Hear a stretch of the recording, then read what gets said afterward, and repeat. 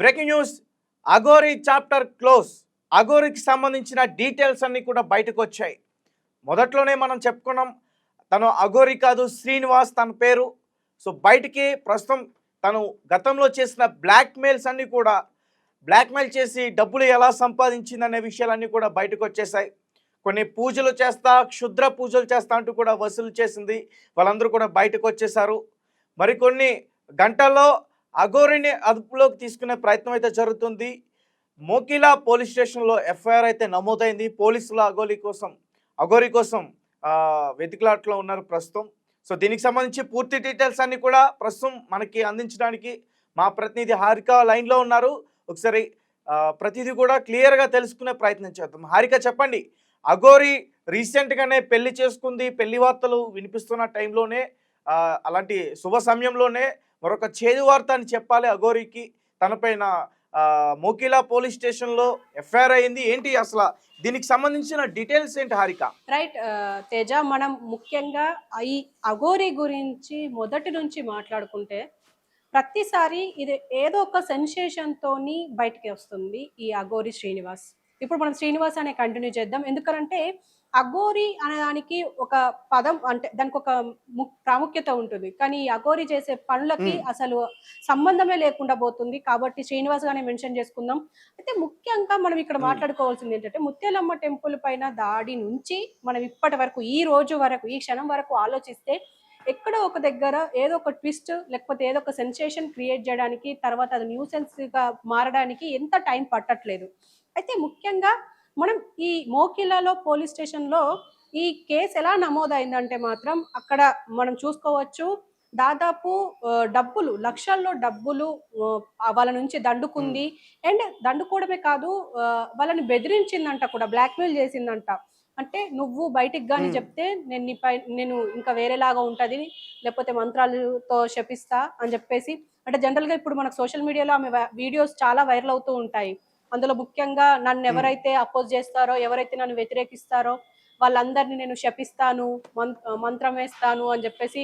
అంటే అది చూడడానికి హాస్యాస్పదంగా ఉన్నప్పటికీ కూడా ఇవన్నీ ఇలా చేస్తూ ఉంటుంది. అయితే ఇప్పుడు మనం ఇది మాట్లాడుకుంటే, ఈ ముత్యాలమ్మ టెంపుల్ తర్వాత శ్రీకాళహస్తిలో ఏం చేసిందో చూసాము. తర్వాత రీసెంట్ గా శ్రీవర్షిని తీసుకెళ్లడం ఏందో చూసాము. శ్రీవర్షిని తీసుకెళ్ళింది, తనకి నేను ఉపవాసం చేస్తున్నా, తనకి విద్యలు నేర్పిస్తున్నా అని చెప్పేసి చెప్పడము.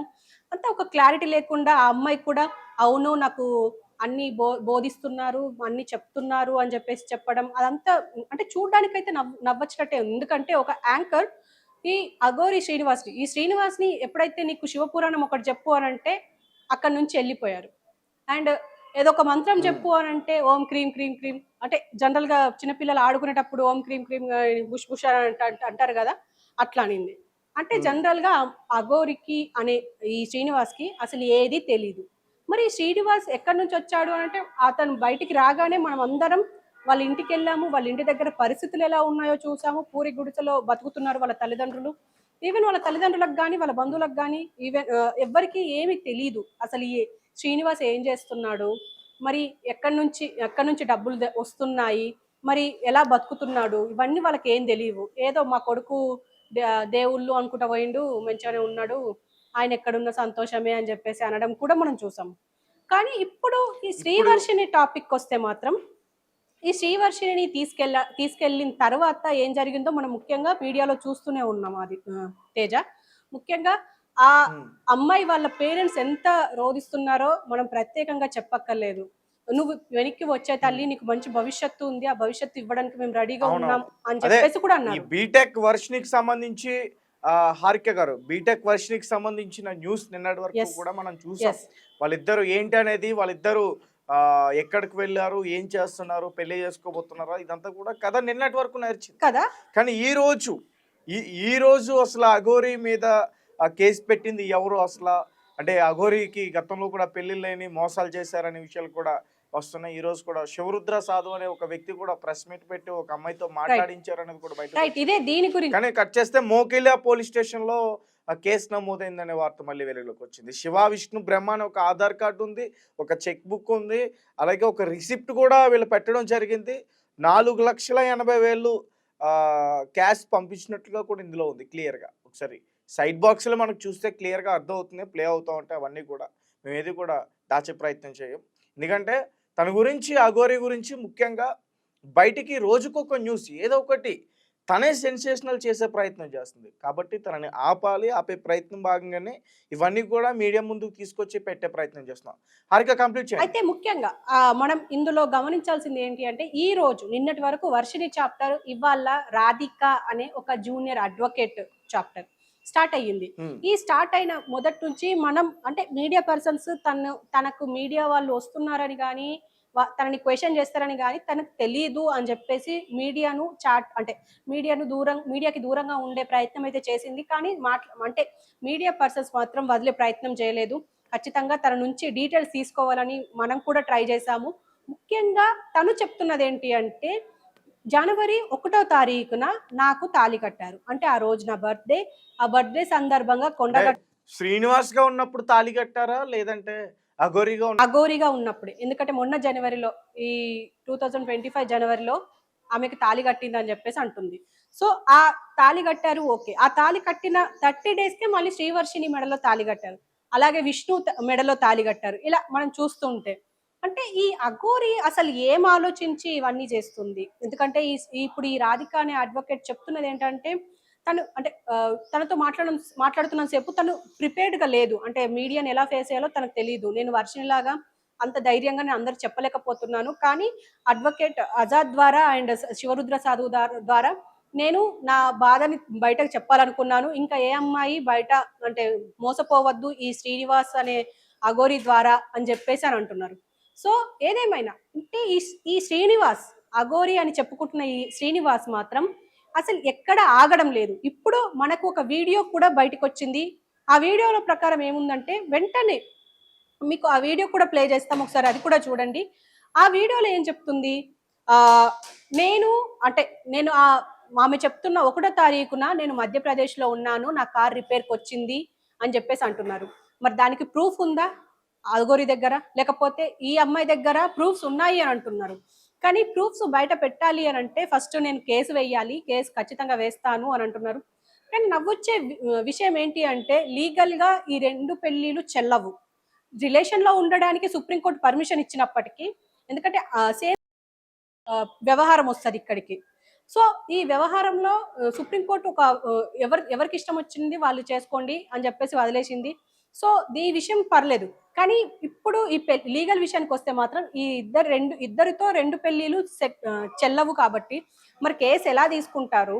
మరి కేసు తీసుకున్నాక అది ముందుకు ఎలా వెళ్తుంది?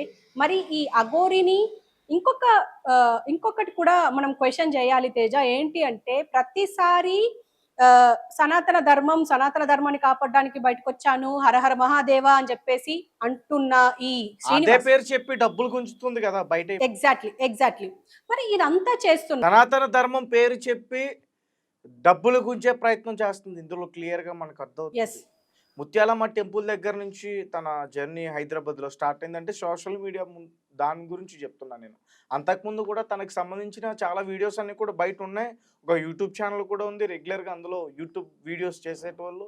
అయితే రీసెంట్గా నేను ఈ బ్లాక్మెయిల్ చేస్తున్న ఆ విషయాలన్నీ కూడా వెలుగులోకి వచ్చిన తర్వాత తన గురించి పూర్తి విషయాలన్నీ కూడా బయటపడ్డాయి. బ్లాక్మెయిల్ చేసి, యూని పూజలు చేసి, క్షుద్ర పూజలు చేస్తా, ఇవన్నీ కూడా చేసి అంటే డబ్బులు గుంజుతుందనేది మాత్రం మొహమాటానికి నిజం. ఖచ్చితంగా. అయితే మనం ఇందులో ఒక్కటి మాత్రం క్వశ్చన్ చేయాలి తేజ. ముఖ్యంగా ఇప్పుడు ఈ దేవుళ్ళ తరపున మాట్లాడుతూ ఉంటారు కదా ఈ సంఘాలు, హిందూ ధర్మ సంఘాలు. మరి ఈ సంఘాలు ఈ అఘోరి అని చెప్పుకుంటున్న శ్రీనివాస్ మీద దృష్టి ఎందుకు పెట్టడం లేదు? ఖచ్చితంగా దృష్టి పెట్టాలి. ఎందుకంటే సనాతన ధర్మం అని చెప్పి అండ్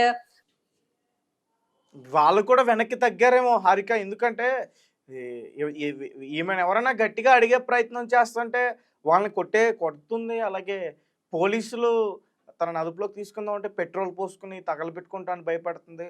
అన్ని రకాలుగా చాలా ఇబ్బందులు పెడుతుంది ఆమె. నాకు తెలిసి ఇప్పుడు ఎవరైతే ఈ డీటెయిల్స్ పోలీస్ స్టేషన్లో ఇచ్చారో వాళ్ళని కూడా భయపెట్టే పరిస్థితి అయితే ఉంది. కానీ భయపడితే కరెక్ట్ అవ్వదు తేజ. ఎందుకంటే ముఖ్యంగా మనం చూస్తూనే ఉన్నాం ఇప్పుడు వర్షినికి ఎంతో భవిష్యత్తు ఉంది. 22 ఏళ్ల అమ్మాయి అనంటే తనకి ఇంకా ఎంతో భవిష్యత్తు ఉంది. అంటే బీటెక్ చదువుతుంది పైగా. బీటెక్ చదువుకొని ఏ సాఫ్ట్‌వేర్ కంపెనీలో వర్క్ చేసుకున్నా తను హ్యాపీ లైఫ్‌ని లీడ్ చేయగలదు. కానీ అలాంటిది ఏదీ లేకుండా తల్లిదండ్రులకు ఒక అంటే కడుపు కోతని మిగిల్చి ఆ అమ్మాయిని బ్రెయిన్ వాష్ చేసిందా? లేకపోతే ఇంకేం చేసిందో ఆమెకే తెలియాలి.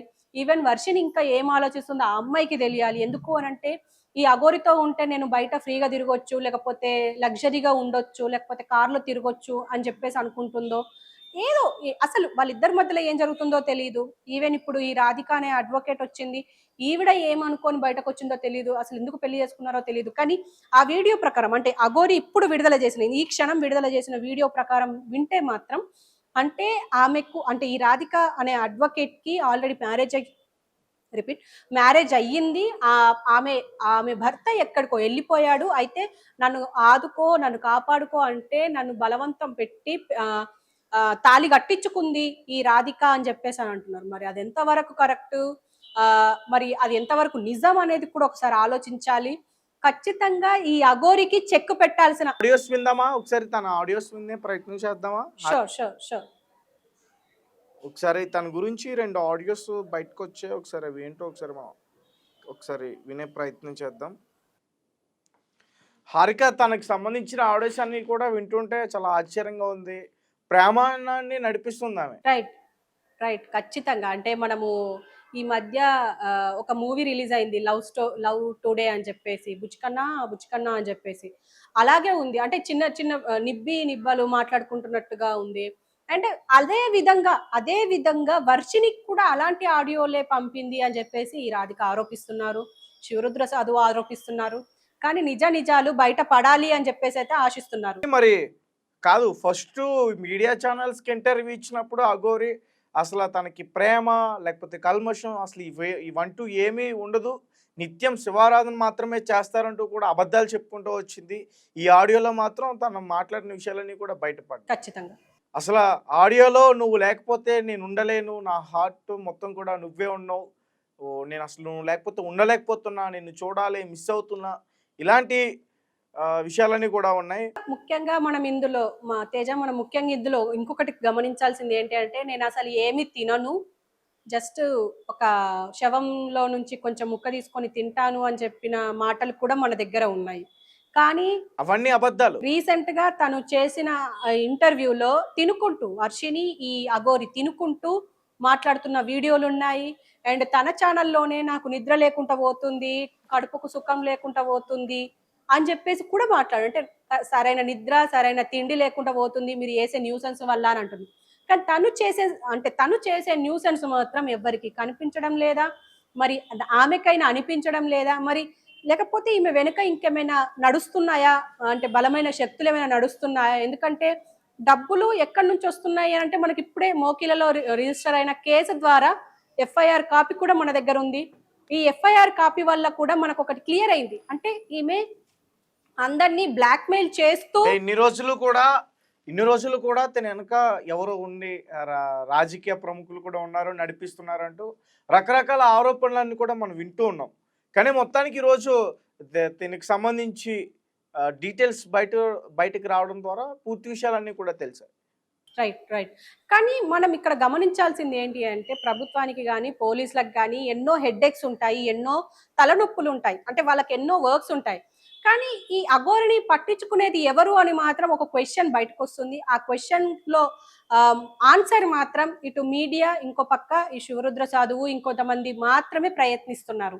మరి ఎలా చెక్ పెట్టొచ్చు అనేది మాత్రం ఖచ్చితంగా దీని గురించి ఆలోచించాల్సిందే, అవేర్నెస్ తీసుకురావాల్సిందే. ఇలాంటి అఘోరి అంటే ఇప్పుడు మనం ఇంతకు ముందు కూడా మాట్లాడుకున్నాం, ఇలా అఘోరి అని చెప్పి, స్వామిని అని చెప్పి, లేకపోతే మీ కుటుంబానికి నేను అన్ని వరాలు ఇస్తాను అని చెప్పి వచ్చిన వాళ్ళని ఖచ్చితంగా నమ్మొద్దు, ఇలాంటివి ఏమి ఉండవు అని చెప్పినా కూడా మనం ఆల్రెడీ ఈ శ్రీవర్షిని కలవక ముందే మనం ఆల్రెడీ ఇదే డిస్కస్ చేసాము, ఈమె నమ్మొద్దు అని. కానీ ఈమెని ఇంటికి పిలిచి ఇంట్లో ఆతిథ్యం ఇచ్చి 1 వీక్ వాళ్ళు ఇంట్లోనే ఉండి బీర్లు, బిర్యానీలు, తిండి, ఈవెన్ పూరీలు చేస్తున్న వీడియోలు కూడా ఆమె యూట్యూబ్ ఛానల్లో అంటే శ్రీనివాస్ ఛానల్లోనే పెట్టుకున్నారు. అది కూడా మనం చూసాము. అంటే ఈ అఘోరి శ్రీనివాస్ని నమ్మడానికి అసలు ఒక్క 1% కూడా లేదు.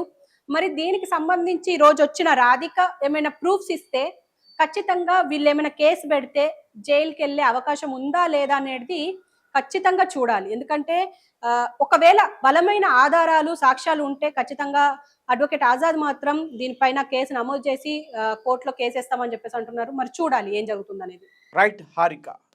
సో మరి అఘోరికి మోకేలా పోలీస్ స్టేషన్లు చెక్ పెడతారా లేదని చూడాలి. ఎందుకంటే గతంలో కూడా తను చేసిన అరాచకాల వల్ల పోలీసులు తనని అదుపులోకి తీసుకునే ప్రయత్నం చేస్తున్నప్పుడు ఆత్మహత్య చేసుకుంటానని చెప్పేసి భయపెట్టే ప్రయత్నం చేసింది. పెట్రోల్ తన ఒంటి మీద పోసుకుని చనిపోతానంటూ కూడా మాట్లాడిన అలాంటి పరిస్థితి కూడా ఉంది. మరి పోలీసులు అసలు ఏం చేయగలుగుతారో అఘోరి విషయంలో తనని అదుపులోకి తీసుకుంటారా, మరి ఆ కేసు ఎవరైతే పెట్టారో ఆ బాధితులకు న్యాయం చేకూరుస్తారనేది మాత్రం వేచి చూడాలి.